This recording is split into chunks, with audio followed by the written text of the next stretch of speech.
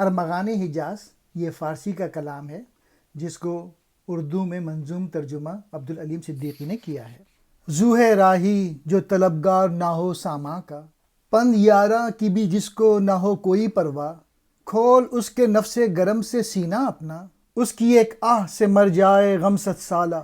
یہ علامہ اقبال کی آخری کتاب ہے جس کا کچھ حصہ اردو میں ہے اور باقی فارسی میں ہے۔